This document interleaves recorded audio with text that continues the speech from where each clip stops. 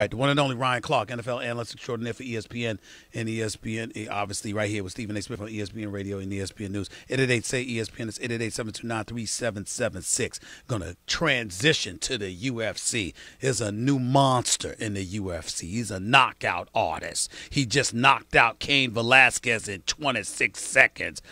The brother is special. I'll tell you who he is because I'll be talking to him in just a few minutes. Stick around. Don't touch that dial. You're listening live to Stephen A. ESPN Radio, ESPN News. By the way, Peloton is a game-changing indoor cycling bike that brings the energy of live studio classes right to your home anytime you want, winter or summer, rain or shine. Whether it's a monthly challenge to meet your goals, a training program for your next race, or setting a new personal best, Peloton bike will make you want to show up and keep climbing the live leaderboard year-round. On average, Peloton members are riding their bikes more every year and crushing their personal records along the way. Learn more about the Peloton bike at onepeloton.com or visit your local showroom. Back with more in a minute. It's Stephen A., ESPN Radio, ESPN News. Learn what affects your credit scores and what you can do to improve them with Credit Karma. Right now, the record is 11-3, and I got to be honest with you. I'm kind of shocked because I can't believe there's a loss on this man's record. This guy just knocked out the great Cain Velasquez in 26 seconds. He's considered arguably the hardest puncher in the world. He's the number 2 ranked heavyweight in the UFC. His name is Francis Ngannou. Francis, are you there, sir? I'm here, Steven. How are you, man? How's everything going? Well, so far so good. Hey, listen, I got basically after what happened this weekend, it can just go good. Well, listen, I got to give you a major props. I know Cain was talking about a leg injury, but he was classy. He gave you your props. You took him out inside of 26 seconds. It's something special to watch right now. Do you consider yourself the best in the world at the heavyweight division in the UFC right now? Yes, and that's exactly what I'm about to show. You know, like consider yourself as the best is something, and then show the world that you're the best is other things. You know, so and then the journey is not always like great, but you still can make it. You know, with all the obstacles and everything. And I'm just looking at you right now, and I'm looking at some of these other heavyweights. You're at number 2. Miocic is number 1. I believe you lost to him by a decision. Obviously, Overeem and Volkov and Werdum and these guys are in this division. But I'm looking at you right now. What do you believe makes you so special? Anytime anybody looks at you, they see that massive physique of yours at 250 pounds, and they see, obviously, the punching power. What is it about you that makes you feel you're the best? I think my story, my life, what I've been through make me being the best because I know exactly why I'm here, and then, why I'm doing this. Make me my motivations make me being the best, and yes, obviously my power, and I also think it's something that I had it in my journey, I have it in my life, and all together plus my plus the knowledge of life, what I've been life taught me, all that is all the things would together build who I am today and who I'm about to become. We're talking to Francis Ngannou, the number 2 ranked heavyweight in the UFC. Just finished knocking out Cain Velasquez in 26 seconds Saturday night. He's somebody that a lot of people are predicting will be the next heavyweight champion of the world in the UFC. He's right here with Stephen A., ESPN Radio, ESPN News. So who would you prefer on your hit list? I mean, is it Miocic? Is it Daniel Cormier, the heavyweight champion? I mean, who's out there that you want next? Who's next on your hit list? So, like, who on my hit list is the title. If I would have choose for opponent, I think I would choose the rematch against Stipe. But since he's not the one who has a title anymore, I choose Daniel Cormier because he has the title shot and the title, and that is what I want. You know, that's what belongs to me. Now listen, I'm gonna read something to my audience about you because I want them to know this. You know, a lot of people look at you, they've seen the knockouts, they talk about your unreal punching ability, but it's no longer a matter of just an opinion. It's been tested at the UFC's Performance Institute, and the results are in. You allegedly possess the world's hardest punch.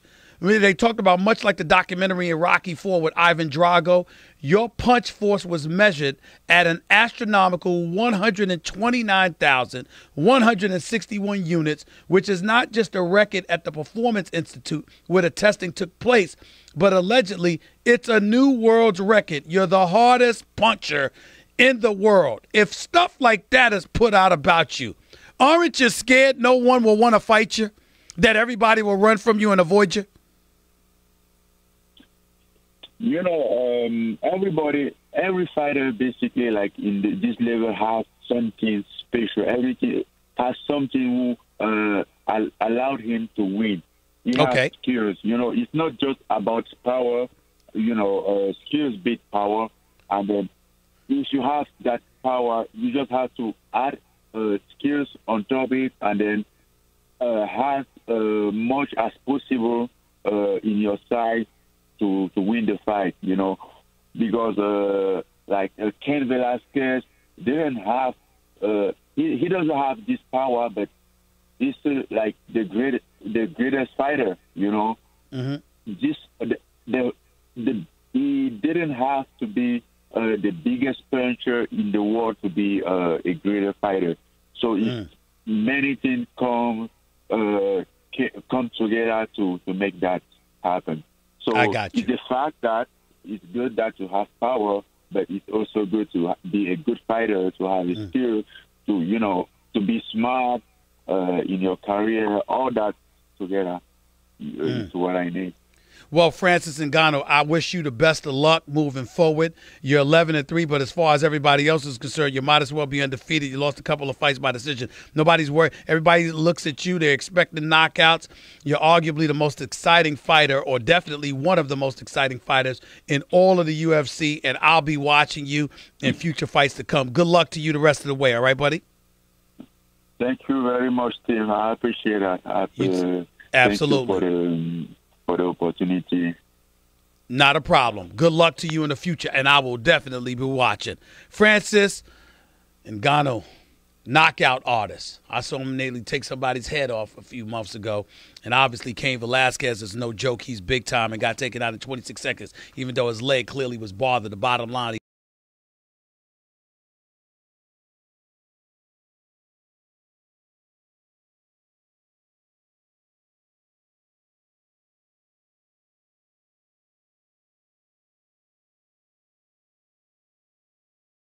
say ESPN.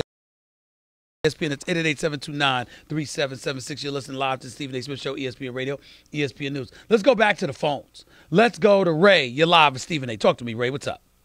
How's it going, Stephen A? Love the show, man. Thank you, man. Go ahead.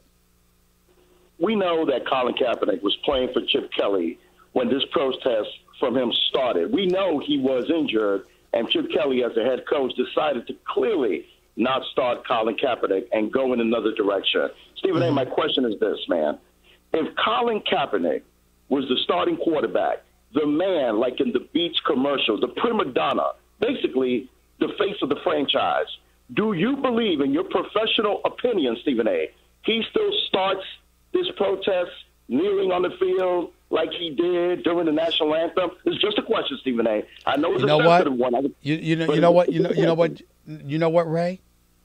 That's a damn good question. Because I don't know. You got to remember, Colin Kaepernick took a reduction in salary the year prior to that because he wanted the freedom to go into free agency because he knew that they were going to let him go.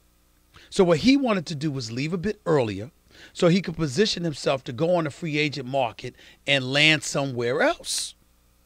Okay? And then obviously there wasn't a bunch of people calling. I religiously brought up how he was 1-10 in his last 11 starts that one season. I think it was 2016. I also brought up the fact that he was 3-19 in his last 19 starts as an NFL quarterback, even though he wasn't the lone reason why. Because when you're getting coached by Chip Kelly on the NFL level, losses are going to come your way. But that doesn't negate the significance and the substance of your question, Ray, because what you're asking is, if Colin Kaepernick was that man, would he have made all of this noise? And you know why that's a legitimate question, Ray? We didn't hear all of this noise when he was starting for San Francisco and they were en route to the Super Bowl. Stephen A., you're right about that, and I like Colin Kaepernick, respect what he stood for. I truly do. Cool brother. But I was just doing a little analysis on this, and I said, wow. You know, so just a question, that's all. Listen, but I appreciate the question. I don't know the answer, and I don't want to indict Colin Kaepernick, Ray, but I don't want to absolve him either. Listen, let's not act like Colin Kaepernick was completely innocent and just did it for the love of his people. The fact of the matter is he wasn't always doing it. He wasn't always doing it.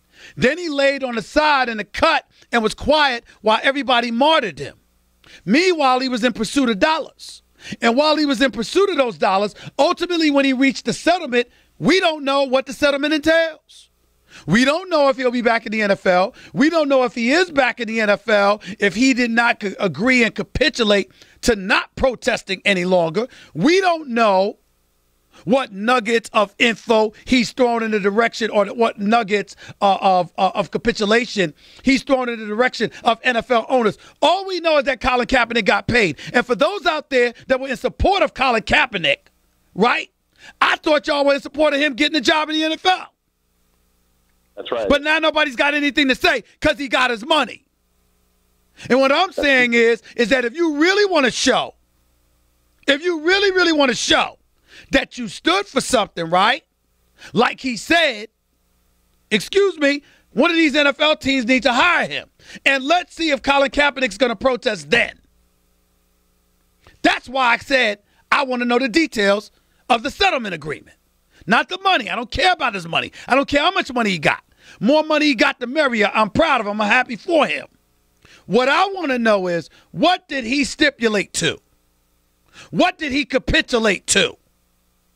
Because if he capitulated to all of that and he got the money, particularly if it's money commiserate to what he would have gotten had he been a starting quarterback in the National Football League, then a legitimate argument could be made. That's what this was all about to begin with. And the rest of us got played. I'm just saying, Ray. I'm just saying. You make a good point, Stephen. Appreciate it, man. Thanks a lot.